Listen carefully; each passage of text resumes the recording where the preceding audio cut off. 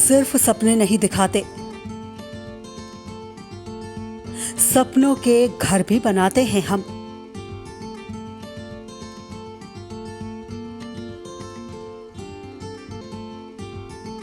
इरादे हो उड़ने के तो हौसलों को पंख लगाते हैं हम।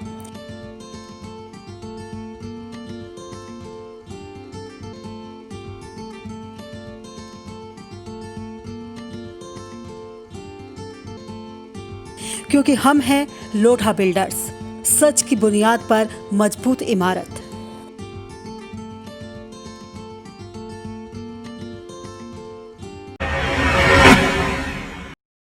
नमस्कार, स्वागत है आप सभी का इंडिया लाइव 24 में। आपके साथ मैं हूं राखी खंडूरी। हाजिर हूं तमाम खबरों के साथ। तो चलिए करते हैं खबरों की शुरुआत। छपरा के सारण जिले में बिहार विधानसभा चुनाव के दूसरे चरण में मतदान होना है, जिसकी तैयारियों को लेकर जिला प्रशासन ने कमर कस ली है। जिला परिषद में चुनाव की तैयारियों का लेखा जोखा एक प्रेस कॉन्फ्रेंस में जिलाधिकारी और एसपी सारण ने सबको बताया। प्रेस कॉन्फ्रेंस में वर्चुअल सभा और जनसभा को लेकर महत्वपूर्ण जानकारियां देते हुए जिलाधिकारी सह जिला निर्वाचन पदाधिकारी सुब्रत कुमार सेन ने बताया कि अगर वर्चुअल सभा में उम्मीदवार द्वारा राशि खर्च करने की जानकारी निर्वाचन आयोग को मिलती है तो उस खर्चे को उम्मीदवार के खाते में जोड़ा जाएगा। वहीं जनसभा करने के लिए अगर कोई उम्मीदवार या व्यक्ति विशेष किसी मैदान को अधिग्रहित करता है तो उस पर कोविड को लेकर जारी गाइडलाइन का पालन करने की जिम्मेदारी रहेगी। सभा स्थल के तौर पर चिन्हित मैदानों को भी घेराबंदी कर ये सुनिश्चित किया जा रहा है कि वहां असामान्य भीड़ इकट्ठी ना हो और कोविड को लेकर जारी दिशा निर्देशों का पालन सुनिश्चित हो सके। हालांकि अगर कोई चूक होती है तो अनुमति लेने वाले व्यक्ति या उम्मीदवार पर इसकी जवाबदेही तय करते हुए कानूनी कार्रवाई भी होगी। रोड शो में सिर्फ 5 गाड़ियों की अनुमति होगी और अगर कोई इससे ज्यादा गाड़ियों का इस्तेमाल करता है तो 5 गाड़ियों के बाद अन्य वाहनों के मध्य आधे घंटे का अंतर रखना अनिवार्य होगा। अगर कहीं जुलूस निकलता है, अगर रोड शो होता है तो उसको भी लेकर के परिवर्तन किया गया है। 5 गाड़ियों का ही काफिला जो है वो चलेगा और दूसरी अगर अन्य 5 गाड़ियां चलती है उनके पीछे तो दोनों काफिले के बीच आधा घंटे का गैप होगा। इंडिया लाइव 24 के लिए छपरा से मनोरंजन पाठक की रिपोर्ट। महाराष्ट्र के नांदेड़ जिले में हो रही लगातार बारिश के चलते सोयाबीन, कपास, अरहर और गन्ना समेत कई दूसरी फसलों को भी नुकसान पहुंचा है, जिसका जायजा लेने के लिए कृषि मंत्री दादा भूसे जिले के कासरखेड़ा पसाद गांव पहुंचे और किसानों की समस्याओं को सुना। इस दौरान नांदेड़ उत्तर के विधायक बालाजी राव कल्याणकर भी उनके साथ मौजूद थे। कृषि मंत्री भूसे ने कहा कि राजस्व विभाग ने कृषी विभाग को नुकसान का पंचनामा करने के निर्देश दिए हैं।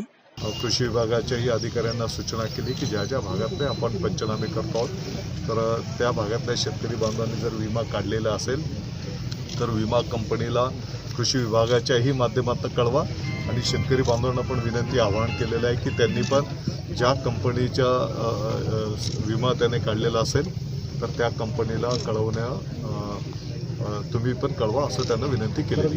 Bureau report, India live 24 Nanded. महाग्रामीण पत्रकार एसोसिएशन के बैनर तले मासिक बैठक में सैदपुर कार्यकारिणी का गठन किया गया। बैठक में सैदपुर तहसील स्तर पर पदाधिकारियों का सर्वसम्मति से चयन किया गया, जिसमें सैदपुर कार्यकारिणी का अध्यक्ष मोहम्मद इसरार जबकि उपाध्यक्ष आनंद प्रजापति को बनाया गया। बैठक में जनवरी में आयोजित होने वाले महाग्रामीण पत्रकार एसोसिएशन के प्रांतीय सम्मेलन पर भी चर्चा की गई। संगठन को गति देने के लिए हम लोगों का प्रयास है कि पूरे प्रदेश में ऐसा एक कार्यक्रम चले, हर तहसीलों में गठन हो, जिससे संगठन का संदेश सभी प्रदेशों में जाए। इंडिया लाइव 24 के लिए सैदपुर से शुभम मोदनवाल की रिपोर्ट। राष्ट्रीय बेटी दिवस के मौके पर कोतवाली बुढ़ाना में आरक्षी मीना सिंह और रूबी राठी को रानी लक्ष्मीबाई का चित्र देकर सम्मान के साथ विदा किया गया। दरअसल दोनों का दूसरी जगह तबादला होने की वजह से राष्ट्रीय बेटी दिवस के मौके पर उनका विदाई समारोह रखा गया था। कोतवाली बुढ़ाना में उनका कार्यकाल करीब 3 साल तक रहा। इंडिया लाइव 24 के लिए मुजफ्फरनगर से अमजद रजा की रिपोर्ट। काशीपुर अपने नाम की भूमि पर कब्जा दिलाए जाने को लेकर एक महिला 8 माह से दर-दर भटक रही है, परंतु उसकी गुहार सुनने को प्रशासनिक अधिकारी तैयार नहीं है। महिला ने जिलाधिकारी से लेकर मुख्यमंत्री हेल्पलाइन पर भी अपनी शिकायत दर्ज कराई, परंतु उसको कोई राहत नहीं मिल पाई है। आपको बता दें कि मूल निवासी ग्राम मानपुर ठाकुर द्वारा मुरादाबाद उत्तर प्रदेश, हाल निवासी जसपुर खुर्द पाकीजा कॉलोनी अख्तरी बेगम पत्नी जाहिद हुसैन की भूमि जसपुर खुर्द स्थित पाकीजा कॉलोनी में है तथा तहसील काशीपुर में दर्ज अभिलेख है। अख्तरी बेगम के पुत्र शाह नवाज ने बताया कि उनकी भूमि पर न्यायालय में वाद चल रहा था। अख्तरी बेगम बनाम मोबिन उर्फ नन्नू आदि जो दिनांक 1 जुलाई 2019 को न्यायालय तृतीय अपर सिविल जज जुडिशियल काशीपुर से जीत गए और न्यायालय ने उनके हक में निर्णय लिया। उसने बताया कि उसी समय से वह अपनी जमीन पर कब्जा दिलाए जाने को लेकर जिलाधिकारी उधम सिंह नगर मुख्यमंत्री हेल्पलाइन में उसके द्वारा शिकायतें भी दर्ज कराई गई, परंतु कोई भी प्रशासनिक अधिकारी उसकी मदद करने को तैयार नहीं है। इन लोगों ने 2004 में हमारे खिलाफ मुकदमा भी डाला, जिससे हम रुद्रपुर और काशीपुर दोनों से कोर्ट ने हमारे ही पक्ष में निर्णय दिया। कोर्ट ने हमारे ये माता जी हैं, अम्मी हैं हमारी, ये इनके नाम जत खतौनी खतरा खतौनी नाम की ज़मीन है, भूमि है हमारी। कुछ लोग भूमाफिया उस पर ज़बरदस्ती अवैध कब्जा करना चाहते हैं, जिसका प्रार्थना पत्र मैंने एडिटम साहब के यहाँ कब्जे के लिए पटवारी जी से के लिए कहा। 8 महीने से मैं प्रार्थना पत्र एडिटम साहब के यहाँ दे रहा हूँ, लेकिन तहसीलदार साहब काशीपुर तरह तरह की बातें बताते हैं, कब्जे के लिए नहीं जाते हैं, पैमाइश नहीं कर पाते हैं। एडिटम साहब ने भी कब्जे के लिए लिख दिया है, लेकिन तहसीलदार साहब हमारी कोई मदद नहीं कर पा रहे हैं, हमारी माता जी की कोई मदद नहीं कर पा रहे हैं। इंडिया लाइव 24 के लिए काशीपुर से जुगनू खान की रिपोर्ट।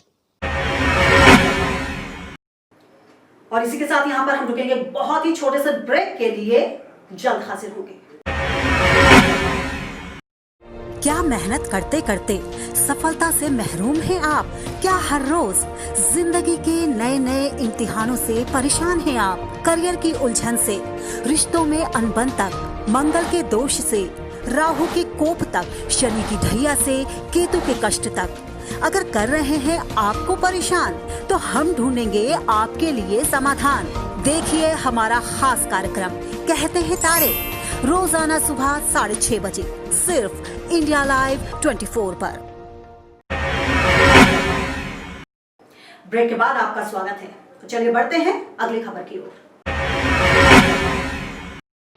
90 साल की उम्र में अगर किसी के शरीर की कहीं पर की भी हड्डी टूट जाए तो अक्सर डॉक्टर जवाब दे देते हैं, लेकिन यूपी में एटा के जिला अस्पताल के डॉक्टर मुकेश परमार ने इस नामुमकिन को मुमकिन कर दिखाया। दरअसल ग्राम निधोली के रहने वाले 90 साल के बुजुर्ग मुशर्रफ हुसैन की कूल्हे की हड्डी टूट गई थी। सभी डॉक्टरों ने उम्र ज्यादा होने की वजह से जवाब दे दिया था, लेकिन जिला अस्पताल के डॉक्टर मुकेश परमार ने उनका इलाज करके पहले ऑपरेशन के लायक बनाया, फिर उनके कूल्हे की हड्डी का सफल ऑपरेशन किया। वाकई मुशर्रफ हुसैन के लिए डॉक्टर परमार किसी भगवान से कम नहीं। मेरा पेशेंट था, वो 90 साल के बुजुर्ग बाबा थे। उनको कूल्हे की हड्डी की फ्रैक्चर हो चुका था। पहले हमने उनको भर्ती किया, हमने असेस किया कि बाबा सर्जरी होने के लिए फिट है कि नहीं है।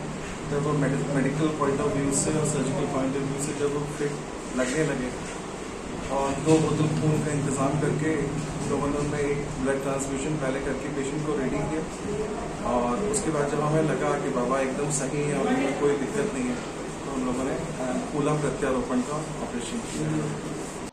इंडिया लाइव 24 के लिए एटा से संदीप शर्मा की रिपोर्ट।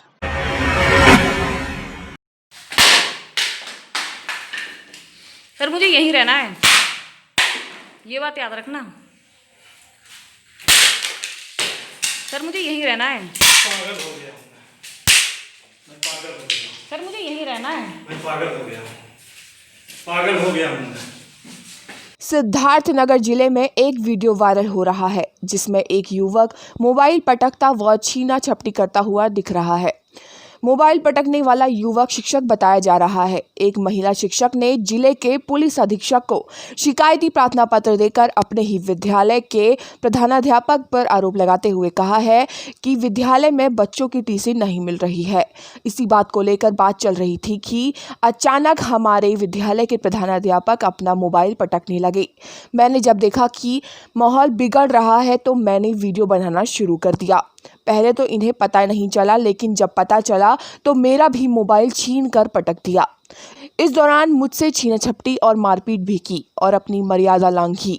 मैंने अपने विभागीय अधिकारियों से भी शिकायत की है और आज पुलिस अधीक्षक से भी शिकायत की है, लेकिन अब तक कोई कार्रवाई नहीं हुई है। पुलिस अधीक्षक राम अभिलाष त्रिपाठी ने बताया कि शिकायत लेकर एक शिक्षिका आई थी। प्रार्थना पत्र के अनुसार तुरंत ही प्रभारी निरीक्षक को मुकदमा दर्ज कर जांच करने का निर्देश दे दिया है। मेरे स्कूल में इस वर्ष में एक भी टीसी जारी नहीं हो पाई है, जिसके कारण बच्चे बहुत परेशान हैं। उसी के रिक्वेस्ट के नाते उस दिन उनसे टीसी को लेकर ही बात चल रही थी। बात में वो विवाद करने लगे। उनका विवाद बढ़ता देख के मैंने वीडियो बनाना शुरू कर दिया। उनको तब तक उस बात की जानकारी नहीं थी कि मैं वीडियो बना रही हूँ। उसके बाद में उन्होंने मेरा मोबाइल तोड़ा, अपना मोबाइल तोड़ा। मुझे डराने धमकाने के उद्देश्य से, मेरा बच्चा भी बहुत डर गया था, अपना मोबाइल तोड़ दिया। वहाँ पे सब तोड़फोड़ मचाई। फिर जब उन्होंने मुझे वीडियो बनाते देखा तो वो मुझ पर झपटे और मुझसे बहुत ज़्यादा लड़ाई करी। वहाँ पे हाथापाई करी, मारपीट करी। मोबाइल को उन्होंने छूने के लिए, मोबाइल मुझसे छीनने के लिए उसको मेरे साथ जोर ज़बरदस्ती करी। उन्होंने एक अपनी मर्यादा क्रॉस करी उस मोबाइल को मुझसे छीनने के लिए। इंडिया लाइव 24 के लिए सिद्धार्थनगर से विजय जोशी की रिपोर्ट। और फिलहाल इसी के साथ इस बुलेटिन में बस इतना ही। दीजिए इजाजत। नमस्कार।